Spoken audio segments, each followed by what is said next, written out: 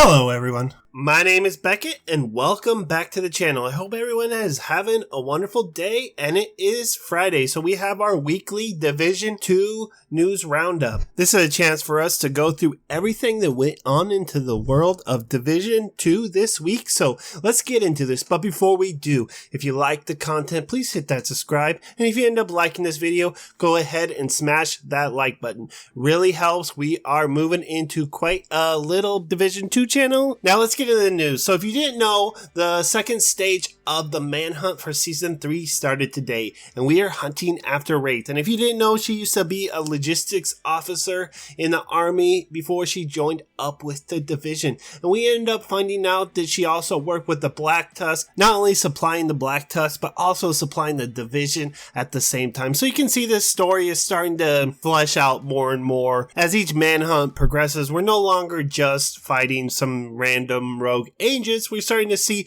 people who are really involved in the stories. When you look at Brennan, he has always seen the division as a threat and always been worried about them, always preparing to fight them. So we might actually get to see some nice story elements fleshed out. There's still a lot going on. We don't know everything about how the Dollar Flu was started, who was involved. We still have Ellis. There's so many questions to be answered, even though Keener's story didn't end as I would have liked it to, but at least we get to kill Fei Lao. So, you know, silver lining, stuff like that. We also have a lot of lore coming from the audio logs from doing the Wraith manhunt. So if you're into that sort of stuff, it's a good lesson and go check it out. We also started the Last Resort Apparel event. I did a video on it earlier in the week, so if you want to check that in, I'll put a link somewhere up in the screen. But if you didn't know, it is completely broken for a lot of people, including myself. And what they say is for every 4 shade levels, before it was 3 shade levels, you would get one, but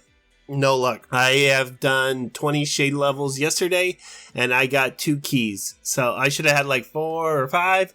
Oh well, it said we're going to be prorated all our keys that we didn't get throughout the week, or at least for the first 3 days before the patch. So I should have enough to finish the event and shouldn't be a problem. It's just inconvenience, and it sucks because these outfits are actually not too bad. We also covered the State of the Game podcast the other day, and they went into all the TU11 changes, and there is a lot for Summon 11. I went over it in depth, but basically there's going to be no rally floors. You're not going to be able to choose 10 floors. You can choose any difficulty, anytime, any amount of directives. So if you want to complete the whole summit on normal, that's great. If you just play at your own pace, at your own difficulty. If you want to play legendary, all directives, and you love it, go to town, man. I'll play legendary, but I ain't turn all those skill directives and all the ammo ones off. I'm gonna be like, no, not dealing with it. Sorry. Nope. So, but if you're into that, that's awesome. And adding each directive will now add a bonus multiplier for all targeted loot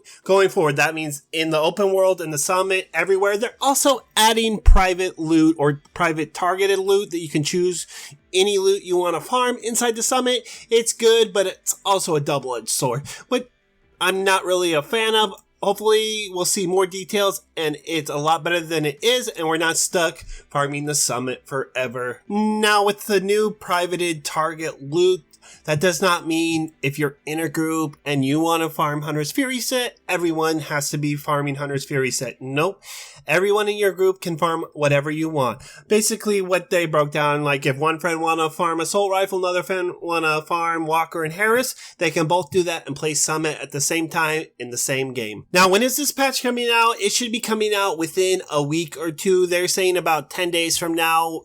The soonest they thought was October 20th. So that is really soon. And we're also going to see a huge buff to the new exotic Ridgeway's Pride, which I'm very happy for because it's such a hard grind and it doesn't reward you enough. So what they're doing to change it is they're actually changing, like buffing all the talents. The original talent, which caused a bleed when you were within 10 meters of somebody, is now 15 meters. And the talent that healed you or repaired your armor if you had bleeding targets within 10 meters of you is now buffed to 15 meters. So everyone within 15 meters is going to help repair your armor. It's like 3, 6, 12, 24, 48. So if you have 5 bleeding enemies around you in a 15-meter radius, you are recovering 48% of your armor every 2nd. That is a huge buff, and that's going to make a lot of more builds accessible.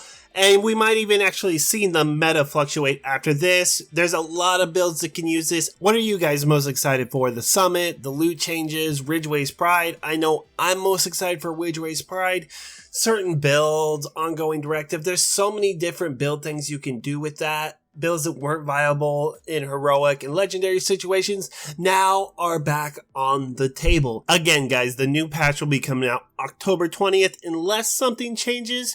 And until then, well, I'll see you guys next time and good luck out there.